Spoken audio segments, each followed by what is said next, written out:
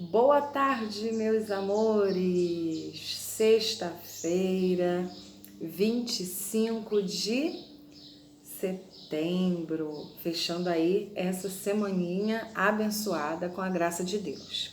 Então, pessoal, a gente vai, tá fechando o nosso capítulo 7 da apostila de Geografia, que fala sobre os territórios étnico-culturais, de tantas outras culturas que a gente sabe que existe no nosso Brasil e que não são enfatizadas, não tem tanta ênfase aí, mas que eles lutam, aos poucos, brigam no sentido de brigar pelos seus direitos, não de briga para querer guerra, nada disso, mas para que seus direitos e costumes, possam ser mantidos. Então a disputa, a briga, é pela conquista do seu espaço. Então, mais uma vez aí, a gente vai ver, um dos movimentos que são as quebradeiras de coco de babaçu, que a gente viu nas aulas anteriores, e a gente vai conhecer um pouquinho delas, qual o trabalho é oferecido por elas. O movimento interestadual das quebradeiras de coco de babaçu do Maranhão, Pará, Piauí e Tocantins emerge como uma organização que representa os interesses sociais, políticos e econômicos deste grupo, dando a estas mulheres a possibilidade de serem vistas e reconhecidas. Isto possibilita a chance de se desenvolverem por meio do conhecimento e experiência que o trabalho do movimento oferece, bem como haverem a experiência de haverem um mundo além das comunidades. A luta, antes relacionada com o direito à terra e ao babaçu, passou a ser uma luta pela qualidade de vida da mulher do campo, Então visam aí também esse reconhecimento, que afinal de contas elas trabalham direto com a matéria-prima. Em 1991, as quebradeiras, com a ajuda de organizações não governamentais, articulam o primeiro encontro interestadual das quebradeiras de coco de babaçu em São Luís, no qual resultou na criação da Articulação das Mulheres Quebradeiras de Coco de Babaçu. Em 95, no segundo encontro, o nome é mudado para o Movimento Interestadual das Quebradeiras de Coco de Babaçu. Consequentemente, foi possível a luta de proporções nacionais e depois o ganho de terras, a derrocada do machismo e a ascensão dos direitos da agricultura, de mulher e de cidadã na realidade dessas mulheres. O movimento revelou a essas mulheres que a exclusão feminina não existe, o que fez com que a vida das quebradeiras de coco melhorasse muito e elas passassem a ser ativas socialmente e economicamente. Ou seja, passaram a valorizar, a dar valor ao trabalho e reconhecer todo o esforço feito por essas mulheres. Tal força pode ser refletida nas diferentes atividades proporcionadas pelo grupo, que não apenas anseia tirar seu sustento com a venda do coco e dos produtos produzidos a partir desta matéria-prima, como o azeite, a farinha e sabonete. Pelo contrário, o movimento assume principalmente um caráter ideológico, em que busca a educação e a conscientização dessas trabalhadoras rurais.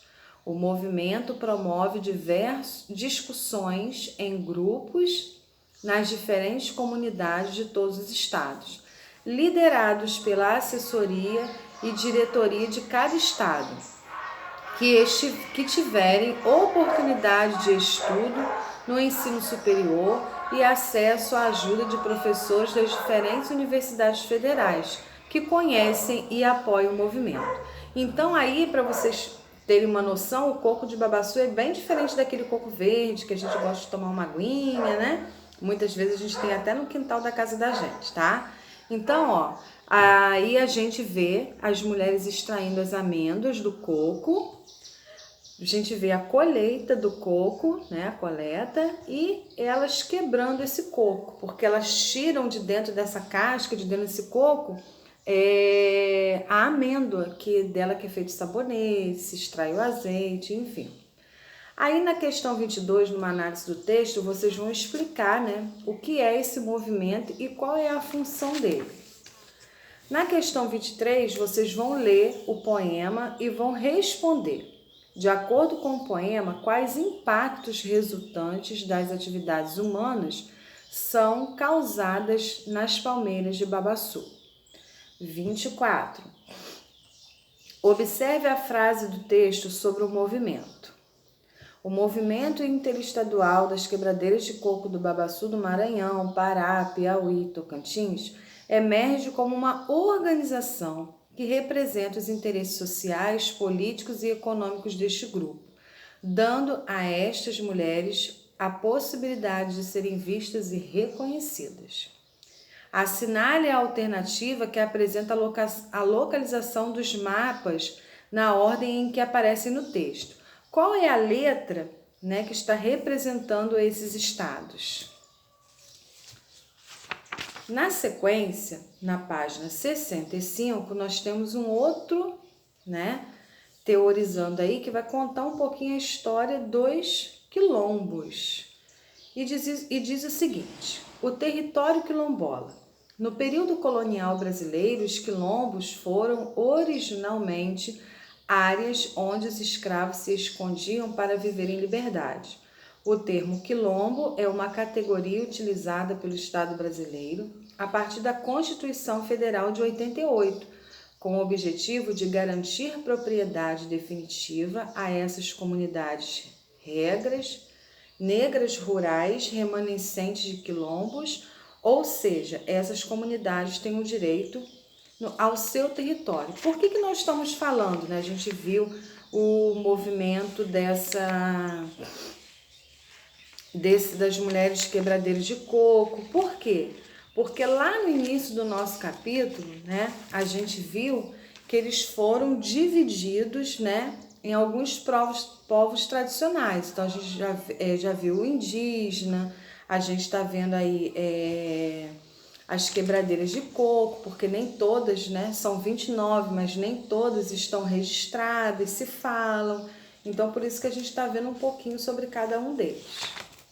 Na página 66, né, no Brasil, as comunidades remanescentes do quilombo estão distribuídas em todo o território natural, mas está mais concentrada na região Nordeste. A imagem abaixo, a gente observa essa distribuição, como que ela está feita, tá bom? Então, ó, em vermelho, na legenda, nós temos as terras quilombolas em processo, 1675. E abaixo, em marrom, né, são os quilombolas titulares. A gente vê que é bem pouco, né, porque ainda tem 1675 em processo, é uma representação bem pequena.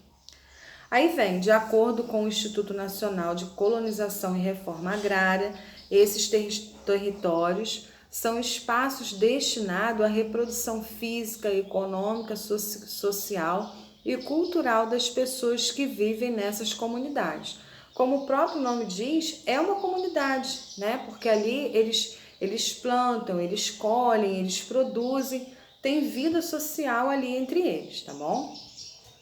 Na sequência, na página 67, nós temos o exercício de fixação, falando aí sobre o texto. Então, nós temos o seguinte: assinale a alternativa que representa a região brasileira, onde há maior concentração de comunidades remanescentes dos quilombolas.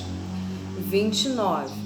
Por que é importante a demarcação de territórios quilombolas? Por que é tão importante, né, enfatizar essa divisão, essa limitação, essa demarcação dos territórios quilombolas, tá bom?